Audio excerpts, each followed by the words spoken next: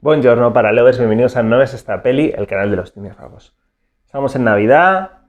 ¿Qué película más navideña de terror hay que Black Christmas?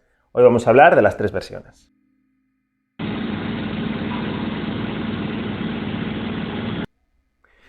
Ya sabéis cómo suelo hacer este tipo de vídeos, ¿no? Primero una pequeña parte o una parte relativamente larga, depende, sin spoilers, donde hablo un poco de la película, tal y cual. Y luego una parte con spoilers donde hago de temas más concretos. Esta vez lo voy a hacer al revés. ¿Por qué? Porque considero que lo interesante de esto no es tanto una reseña, sino comentar qué diferencias hay entre las tres versiones y sobre todo el contexto que las engloba, que es lo realmente interesante. ¿Qué significa? Que si no lo habéis visto, este vídeo, las tres, este vídeo no es vuestro vídeo, este vídeo va a tener spoilers. Pese a eso, si no las habéis visto, análisis rápido. La primera es un must, la primera hay que verla si os mola el cine de terror. Es, para muchos, me incluyo, el primer slasher de la historia y, aunque no, es una película imprescindible para el cine de terror. La segunda, el remake del 2006, está bastante bien, es resultón, amplía un poquito el lore, podríamos decir, de la película y al final está bien. Por último, la tercera baja bastante en sangre y en gore, eso es cierto, pero es muy interesante tanto por que le da frescura a la saga y también a la saga, bueno, ya me entendéis, y también por los temas que trata. Eso sí, evitadla si tenéis masculinidad frágil, porque os va a hacer mucha pupita. Mi consejo, las tres son muy interesantes, las tres tienen cosas, así que os recomiendo ver las tres. Si por lo que sea tal y cual, la primera, pero en general las tres son muy interesantes. Dicho esto, ahora ya sí, empezamos lo que es el vídeo en sí. Empezamos el vídeo en sí, evidentemente, con la primera, con la original, la del 74. Antes de hablar del contexto, comentaros que, bueno, tengo un vídeo en el que hablo un poquito más, todo el vídeo está dedicado a lo que es el contexto del nacimiento del slasher en el vídeo de viernes 13, que os dejo por aquí no sé por dónde va a ir, no sé muy bien cómo va esto, pero bueno. Vedlo si queréis porque prácticamente es lo mismo, no hay tanta diferencia de fechas entre una y otra, si no me equivoco son unos 8 años más o menos, un poquito menos, a lo mejor estoy hablando de cabeza ahora mismo, entre 6 y 8 años, así que bueno, en definitiva, lo que es el cine en sí no se mueve tanto. Pese a eso, si no queréis, evidentemente lo vamos a comentar. Tened en cuenta varias cosas, ¿vale? Estamos hablando del 74, el slasher como tal no existe. Esta película, para mí, la inicia, para otros no, pero bueno. Tenemos esta película en el 74, tenemos también La Matanza de Texas en el 74 también. Tenemos Cuando llama un extraño, película súper influenciada por esta en el 79, y luego ya tenemos Halloween, tenemos Pesadilla en Elm Street un poco después, y tenemos Viernes 13 que no me salía, prácticamente a la vez que Halloween, un año si no me equivoco después, lo estoy diciendo de cabeza, perdonadme si me bailan fechas, ¿eh? Dicho esto, ¿qué cosas importantes tenemos? Como digo, no existe el slasher como género no existe, esta película se nota en varios conceptos, igual que pasaba con Viernes 13, por eso digo, si queréis ver también la reseña que hago, pero bueno.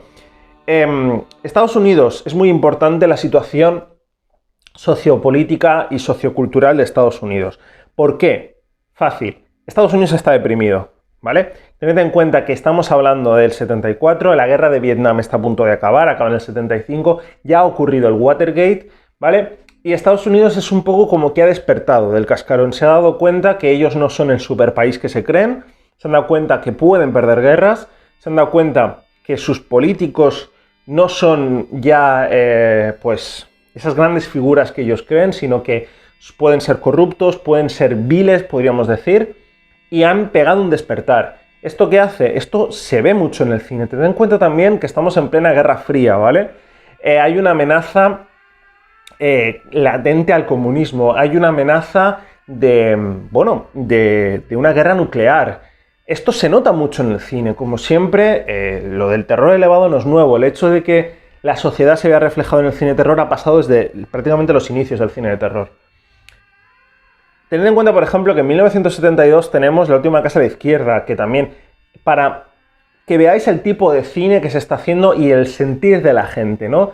La gente tiene miedo, la gente está deprimida y la gente es cínica, se ha vuelto un poco cínica la gente en Estados Unidos y esto hace que se dé este tipo de cine y esto hace que se dé esta película, sobre todo el final, que ahora entraremos en él. Cosas guays de esta película, como digo, es la primera, el primer slasher como tal, podríamos discutir, pero bueno, para mí es el primer slasher como tal. Pese a eso, esto es muy importante, tiene un importantísimo componente whodunit. Recordemos que el slasher bebe mucho del giallo, y el giallo es clave el componente whodunit, ¿no? Esta película lo tiene, esta película es la única, con la tercera, de eso ya hablaremos, que la gracia es, entre comillas, porque te hace un truco luego, es ver quién es el asesino, ¿vale? Esta película juega constantemente con quién es el asesino. La llamada viene de dentro de la casa, ¿no? que dice John Saxon. Te has equivocado, es de donde vienen las llamadas. No, también de dónde salen. La película juega constantemente con quién es el asesino. De hecho, se especula, se dice, al final dan a entender en un final que el asesino es el novio de la protagonista. No recuerdo ahora mismo el nombre, pero bueno, hasta el giro final.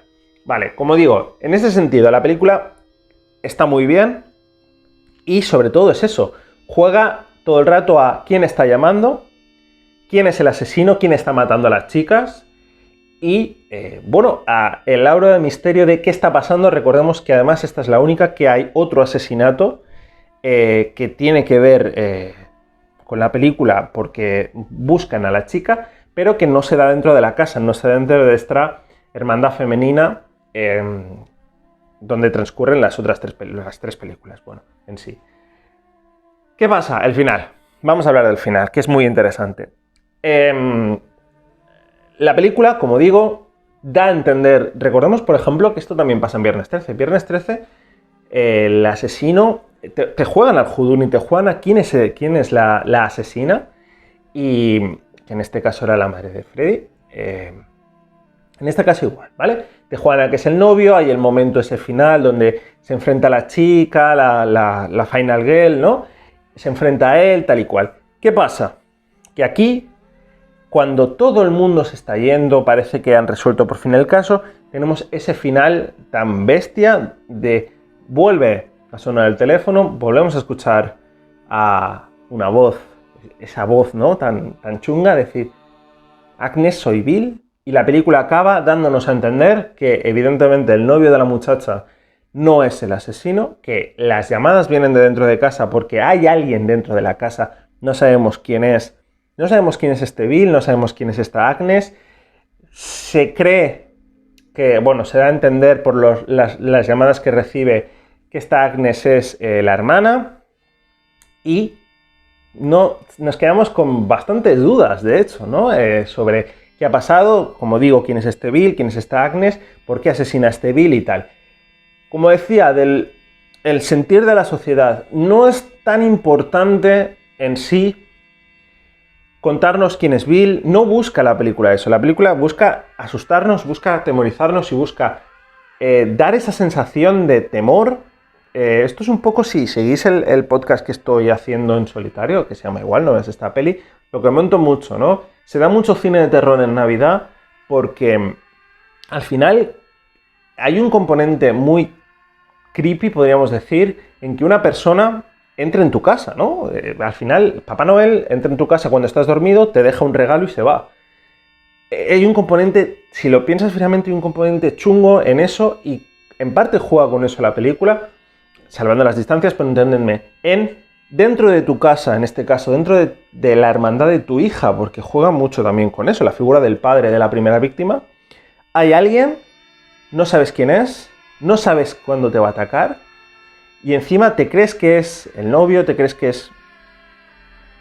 hay varios sospechosos, pero no sabes quién es, y la película acaba y todo el mundo ha muerto. Todas las chicas han muerto sin saber por qué. No es necesario.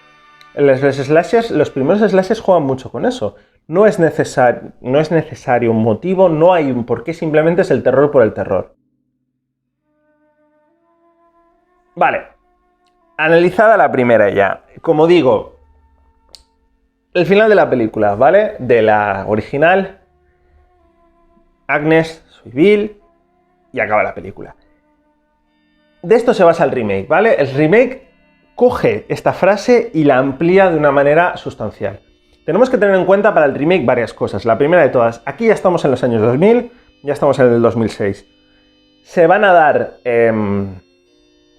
una serie de remakes, Viernes 13, Pesadilla en Elm Street, Halloween, que se dedican a ampliar el lore de La Matanza de Texas también, que se dedican a ampliar el lore de las principales películas. ¿Qué pasa? ¿Cuál es la diferencia entre Pesadilla en Elm Street, Viernes 13, Halloween, La Matanza de Texas con esta película? Que todas las otras tienen secuelas, y bastantes, en algunos casos. Secuelas que han permitido ampliar el personaje, secuelas que han permitido expandir la franquicia en sí.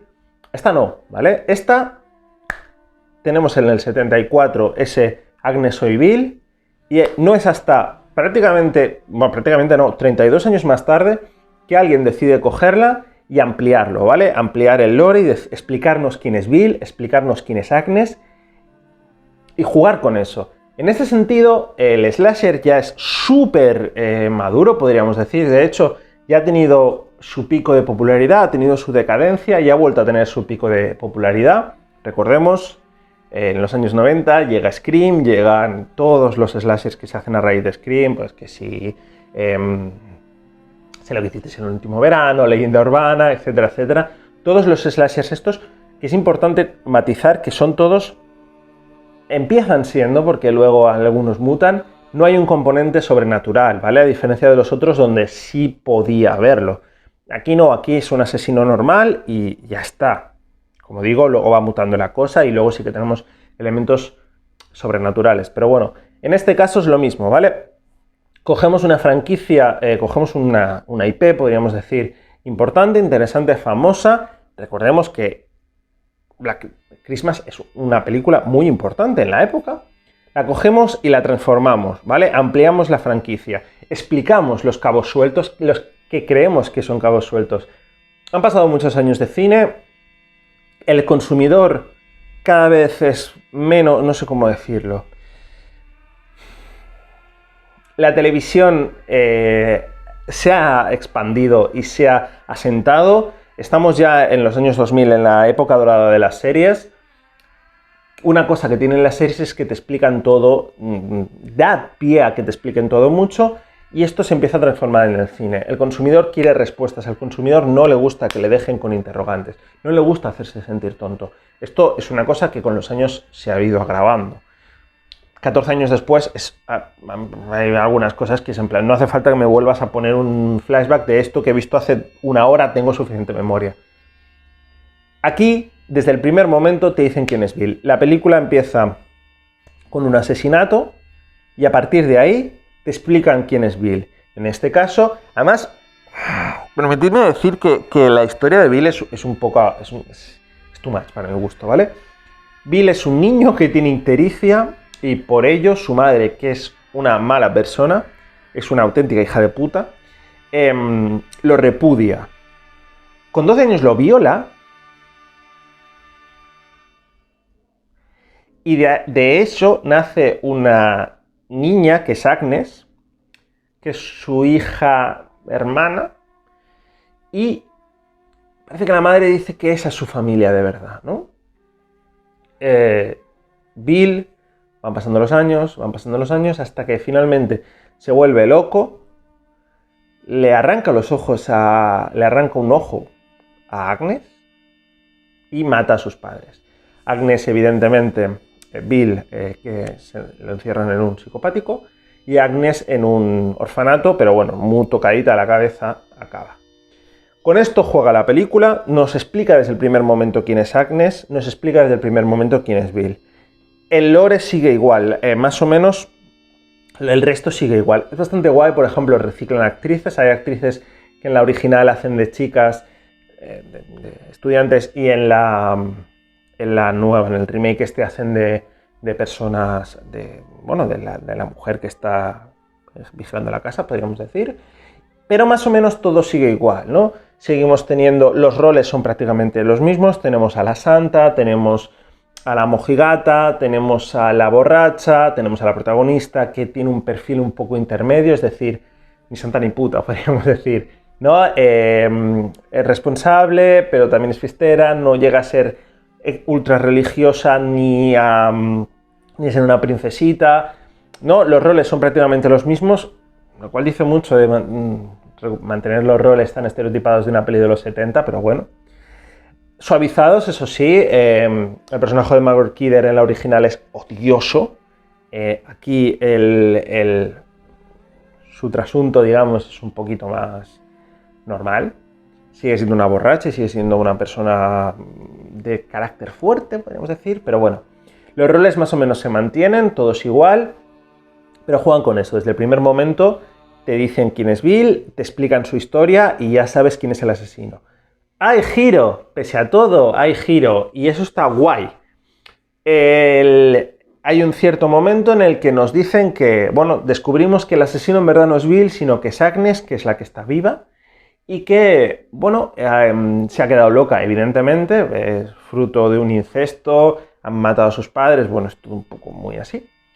Y además, como pierde el ojo, se dedica a lo mismo, a arrancar el ojo y arrancar los ojos y comérselos. Es que hay momentos en este remake que son un poco en plan, bueno, vale. Busca, por un lado, ampliar el lore, por otro lado, busca impresionar, ¿no? Han pasado muchos años y aquí ya estamos jugando un poco a lo bruto, lo cual, personalmente, no me parece mal, es una cosa que yo celebro. Dicho esto, esta también está bastante bien, como digo. Es prácticamente tan par tan un remake, cambia, como digo, que te amplían, te explican quiénes son los personajes y cambia también un poquito el asesino, es decir, no es Bill, es Agnes. Hay una teoría, por cierto, que no lo he dicho, en la primera, que dicen que Agnes también ayuda a Bill porque en el momento, al escuchar el teléfono, se escucha voz femenina y voz masculina. Por lo tanto, se cree que no solo mata a Bill, sino que también mata a Agnes, cosa que en la película no vemos en ningún momento. En ningún momento en la primera película vemos a Bill, esto es un detalle muy importante que no he comentado. Bill es un personaje que es prácticamente un fantasma, ¿no? Es prácticamente lo que decía antes de la sociedad deprimida y miedosa. Es prácticamente un espíritu que está allí y que en cualquier momento te puede atacar, pero tú no sabes nada de él, no lo conoces, es la amenaza, ponerle de nombre a Bill es poner nombre a una amenaza invisible que no solo te va a matar, sino que además te asusta, te humilla y que es invencible porque en el fondo no sabes quién es, no sabes dónde está ni nada, ¿vale? En este caso, como digo, el final es más esperanzador, al final tanto Bill como Agnes, bueno, las matan, hay una Final Girl que sobrevive y al final acaba todo mejor porque ya estamos en otra sociedad, ¿no? Una sociedad un poquito más cínica en general, por eso esta película contempla más violencia, también un poquito más cómoda intelectualmente hablando, por eso esta película sobreexplica bastante las cosas, bastante más que la otra, y también un poquito más optimista, ¿no? 2006 aún no hemos tenido la fuerte crisis económica que asola el mundo entero, entonces hay una nueva generación, podríamos decir, y tiene un final, pese a todo, un poquito más optimista, en un final en el que muere mucha gente, pero al final sobreviven 2 personas, cosa que en la otra no pasaba. Por último, vamos al polemiquísimo remake del 2019. Vale, antes de nada, vamos a hacer... A mí esta me ha gustado bastante, ¿vale? Yo sé que esta película ha sido muy criticada y puedo entender... Hay 2 críticas fundamentales a esta película y las entiendo. No las una la comparto, la otra no. Esta película es un PG-13, ¿vale? La primera tiene cierta dosis de violencia, es el 74. incluso películas como... Estamos en Estados Unidos, ¿vale?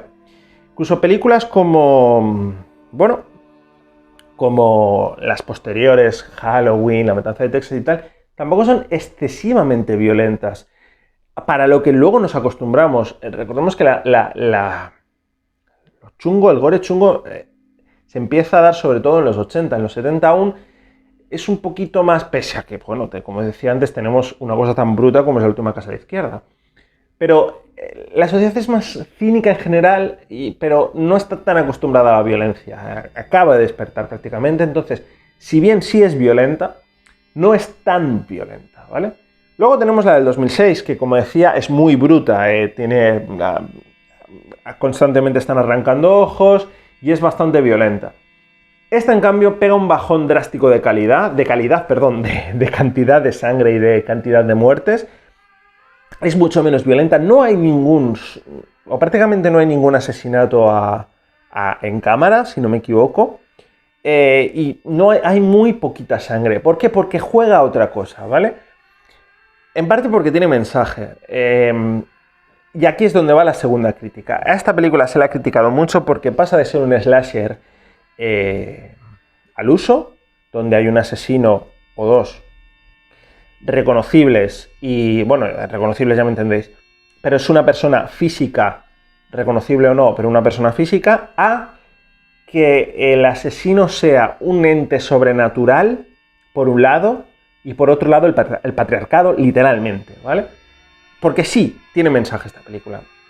Entonces, yo entiendo la primera crítica, el descenso de violencia, la puedo entender. Ya sabéis que yo en este caso, a mí, en general, los slashers PG-13 no me suelen gustar, o no lo hacen cuando considero que no tienen nada más. Es decir, una película que no me está explicando nada, ni me está contando nada, sino simplemente es una sucesión de muertes, y que hay un componente whodunit, pero el componente whodunit es muy evidente, que tiene al final sangre y tiene muertes y es bruta, sin ir más lejos, El Destripador de Nueva York, por poner un ejemplo, ¿no? Es disfrutable, para mí. Una película que tiene todos esos elementos, es decir, el argumento es un poco los personajes son estereotipados, etcétera, etcétera, pero además no hay un asesinato en cámara, se me hace más aburrida. Por ejemplo, Payaso Medianoche, por poner dos ejemplos de dos slashers yalos, que explican bien. En este caso, como digo, es verdad que hay un descenso viaje a la violencia, pero en general, como me está explicando algo, no lo noto tanto. Dicho esto, es verdad que la última media hora es un poquito más, pero bueno. Ahora, las críticas a que la película no sea una Black Christmas al uso, sino que hayan utilizado otra cosa para, bueno, para explicar su historia, las entiendo y no las comparto. Hay que tener en cuenta que estamos en 2019. Esto implica dos cosas, pero una de ellas, que es la que nos viene ahora, es que estamos en la época de las IPs, la época de las franquicias. Es muy difícil, o era muy difícil, ahora con un nuevo paradigma del cine debido a la COVID y a una serie de cosas veremos qué pasa, pero bueno, era muy difícil sacar, a raíz de 2010, sacar películas relativamente importantes, relativamente costosas, o sea, es decir, o eran grandes superproducciones, pero evidentemente con un gran nombre detrás, con una gran IP detrás, porque el inversor no quería perder dinero, se jugaba esa carta, IP que fuera un libro, un videojuego, lo que fuera, o te quedabas relegado o a un plano de vídeo bajo demanda o a un plano muy bajo de película, ¿vale? Sin ir más lejos, películas como películas de terror en sí, como por ejemplo, bueno, es que se intentaron el Dark Universe, por ejemplo, o películas como El Hombre Invisible, que también tiene una temática parecida, que también juega unos contextos parecidos. Hay detrás, en este caso, la IP del Hombre Invisible, y en este caso buscas Black Christmas, te apoyas en Black Christmas como excusa para explicar una historia. Yo en ese sentido no tengo ningún problema. ¿Qué pasa? ¿Qué es la segunda cosa que pasa en 2019? En 2019 hay otro despertar del mundo, pero en este caso no es de Estados Unidos, es prácticamente del mundo entero, y no es somos débiles, podemos perder, sino es qué está pasando en el mundo con el patriarcado, ¿vale? El mundo es un lugar hostil para las mujeres. Esto se da sobre todo, y es importante en el mundo del cine, porque luego se apoya mucho en eso, porque al final es su medio, a raíz del escándalo de Harvey Weinstein, ¿no? A raíz del Me Too. En el mundo, aparte, hay muchas, están matando a muchas mujeres, pero además, aparte de eso, hay un abuso de poder desde ciertos hombres hacia las mujeres que las consideran sus inferiores y por eso se aprovechan de ellas. Esta película se sustenta, primero de todo, la base de la película, la protagonista es una chica que la han violado el líder de otra fraternidad, pero nadie la cree, ¿vale? La ha drogado y la ha violado y nadie la cree. Aquí ya desde el primer momento tenemos un componente importante de cultura de la violación, de creer a la víctima. La víctima no es una chica inocente que recibe llamadas, sino es una chica inocente que además ya ha sido víctima antes, ha sido violada y hay un villano desde el primer momento que es una fraternidad del fundador. La película empieza con una frase que básicamente dice que, bueno, del fundador de esta universidad, que básicamente lo que viene a decir es que las mujeres son inferiores y que la mujer no podemos permitir, dice algo así como que no podemos permitir que la brujería quede en manos de mujeres porque el hombre también es capaz de ser poderoso a nivel mágico. Bueno, la película juega constantemente con estos temas. No hay llamadas de teléfono, estamos en 2019, hay mensajes de DMs constantemente que reciben las chicas. Aquí, evidentemente, tú un DM no lo puedes enviar y poner voz, hay un remitente. Y en este caso juegan con la carta del fundador. ¿Vale? Como decía, es un slasher de sobrenatural que está muy bien además porque te juega la carta de igual que hay un despertar y nos hemos dado cuenta que las mujeres están en una posición hostil en el mundo, hay una corriente contraria y hay hombres que consideran que, bueno, que al ver perder sus privilegios, que consideran que ellos son los atacados, ¿no? La película juega con esto. Esta hermandad habla, en todo momento se habla de cosas como machos alfa y machos beta, considera que el hombre, hay dos hombres, el novio de una de las chicas y el chico que le gusta a la protagonista, que son considerados débiles porque tienen una relación normal con las mujeres. Y la película juega a eso, es decir, la película empieza que el busto del fundador, persona racista que tiene esclavos, que tuvo esclavos, y persona machista, también es verdad que es otra época, esto hay que tenerlo en cuenta. Es llevado a la fraternidad del fundador y resulta que de este busto, esto se descubre al final, cae un líquido negro que al ponerlo en la frente de los hombres se vuelven como... Yo sé que al explicarles un poco, es que el último tramo es un poquito chungo, pero bueno. Al ponerlo en la frente de los hombres se vuelven como supermachos alfa y persiguen incansablemente, casi como zombies, a las mujeres para someterlas. No es sutil la película no es nada sutil en su crítica, están todos los elementos que se dan en la cultura del patriarcado, ¿no? Desde el hombre que busca, el hombre machista, podríamos decir, la mujer sumisa en la figura de una de las amigas que ayuda a esta fraternidad, el hombre deconstruido, el hombre que además se dan las dos vertientes, tanto el hombre deconstruido que luego no está tan deconstruido, el not all men, tan mítico. No todos los hombres violábamos tal y cual. Y el hombre deconstruido, que sí que lo está, pero que intenta luchar contra su machismo inherente social. Al final acaba, la película, como digo, no es nada sutil, con una serie de mujeres uniéndose para luchar contra este patriarcado. Las mujeres deben luchar, es el mensaje de la película, y todo tiene un final bonito. A mí me ha gustado bastante, la película está muy bien, la película está guay que se toquen estos temas. La película ha escocido mucho en sectores, evidentemente, cuando tú eres el villano, no te mola ser el villano. Entonces, a la película se le ha acusado de poco sutil, que lo es. A la película se ha acusado de odiar a los hombres, que está jugando precisamente con todo lo contrario. Te está diciendo precisamente todo lo contrario. Y es verdad, es cierto, que hay ciertos personajes en la película que son caricaturas prácticamente de lo que es la sociedad woke americana. Hay que tener en cuenta que es una película de universidad, entonces es un entorno muy concreto que refleja un entorno, como digo, muy concreto de la sociedad. Personas universitarias, instruidas, que buscan, algo más en la sociedad, mejorar el mundo, ¿no? Jóvenes idealistas. Esto tiene sus partes buenas y sus partes malas, evidentemente. Las partes malas es, al final, el mundo no se puede salvar. No vamos a ser...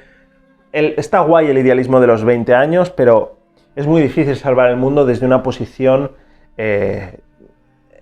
tan corta y sobre todo a unas aspiraciones tan cortas. Es decir, es un poco como The Hunt. The Hunt al final tiene el mismo mensaje prácticamente.